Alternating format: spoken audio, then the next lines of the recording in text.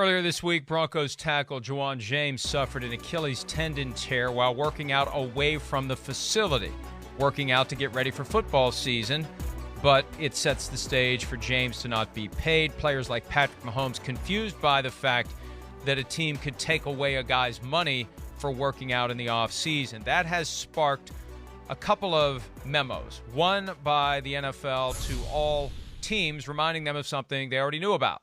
If a player gets injured away from work, he's not covered. There are certain protections a player has when he shows up at the facility and suffers an injury there that he doesn't have when he suffers an injury away from the facility, even if he is working out to get ready for football season. That memo to the teams was viewed as a gratuitous middle finger to the union because the teams already knew. This was an effort to get the players' attention. And so yesterday, Peter, the NFLPA responded with a memo of its own to all players, calling the memo by the league gutless and a scare tactic aimed at getting players to show up.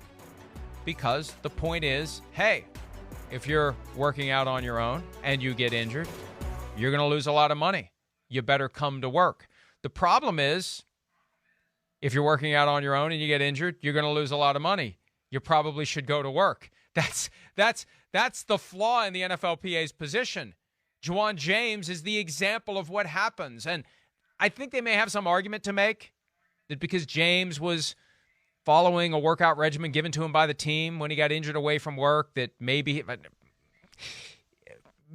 the end of a 3-year fight you win that. I don't think he will.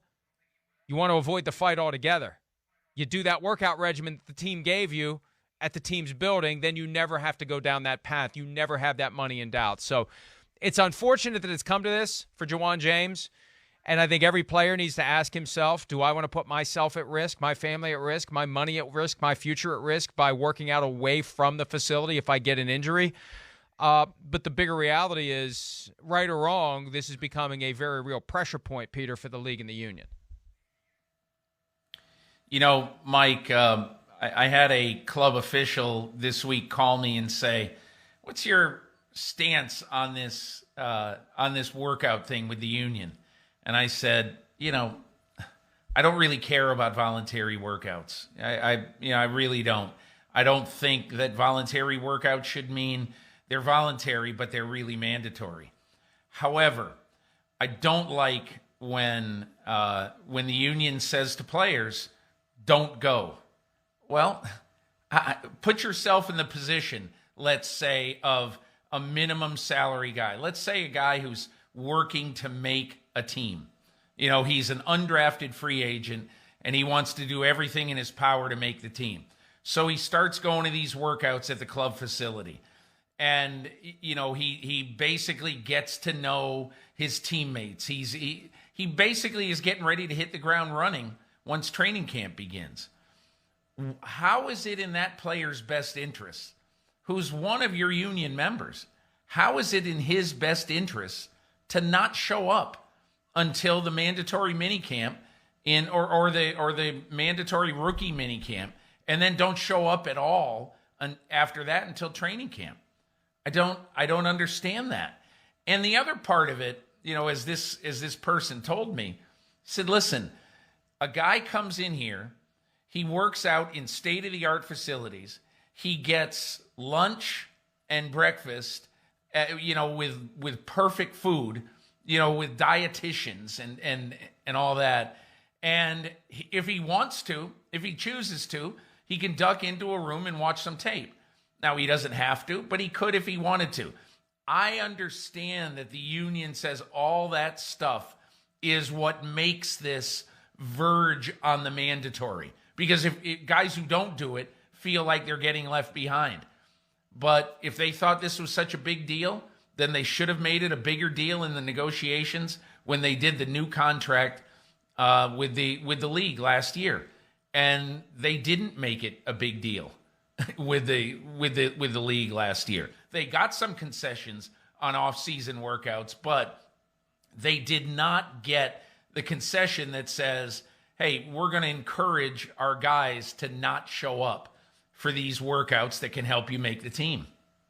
The only way to make that happen is to reduce or eliminate the workouts, which is what some veteran players want. And as it relates to the rookies, there was a conference call earlier this week with agents who represent the rookies and the rookies if they wanted to participate. Most just don't. Most don't care. Most don't pay attention. They'll listen to their agents. But there was some pushback from the agents because they want the rookies to not show up for anything but the mandatory minicamp. The rookie minicamp isn't mandatory. They don't want them to show up for anything. And I was talking to a coach about it this week. I mean, number one, these guys get free lodging as they're making the transition to their new city. They put them up in a hotel during the offseason program, rookie minicamp and beyond. They got 6-7 weeks where they can be looking for an apartment, looking for a house while they have a place to stay and they're not paying for it. And they get their food. And they're able to get acquainted with teammates and coaches and facilities and where you're going to be and what it looks like and how it feels instead of just being thrown into it cold for the mandatory minicamp and then training camp. And, Sims and I went through this yesterday, Peter, and I talked to a coach about this as well. For rookies, right, the dividing line between the guys who can get away with not showing up and the guys who can't. And my best guess is after round 2, you better be there. Because if you're round 3, good luck getting on the field this year if you piss off your coach by not showing up for the workouts. Round 4, 5, 6, 7, you're in danger of being cut when the roster goes from 90 to 53. And the undrafted guys, an undrafted guy going to exercise his right to not show up for the offseason program? Okay, fine. Don't even bother to unpack your bags if you're an undrafted guy, and you're not going to bother to show up to begin the competition to make the very steep climb from 90th guy on the roster to 53rd guy on the roster. That's why I think it's easy for the veterans to say don't show up to everybody. And like those agents, and I didn't know what you just said, that the agents were challenging this. But look, if you're an agent and you're the agent of an undrafted free agent from Morehead State, that guy, all he cares about is making the team. And to me, it's unfair to tell that guy he cannot show up on campus until June 10th. It's not fair. Just isn't fair. And so it's the same thing, Mike. Remember when we had this discussion about voting for the CBA? And I made the point that the vote was 1,019 to 959. And in essence, it was the vote. It was 2 players per locker room. The average vote per team was 32 to 30. 32 in favor of the CBA, 30 against. We can guess what all of that was, but I would certainly guess that an awful lot of the 32 who approved it were the lower salaried guys. Okay? And so that's what this reminds me of. It's a battle between the millionaires and the have-nots. And that's how this seems to me. But I simply don't understand when you did not win this right and it isn't a right because all it is a voluntary workout. But I don't think that it's a good idea for the union to be telling guys don't go. It's just, it doesn't help all of your members. Because the members have so many diverse and conflicting interests, and ultimately it is a competition among 90 union brothers for 53 roster spots.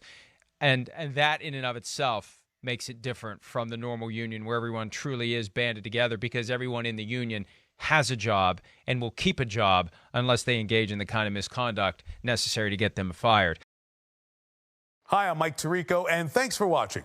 Make sure to hit subscribe for the latest news and highlights from NBC Sports.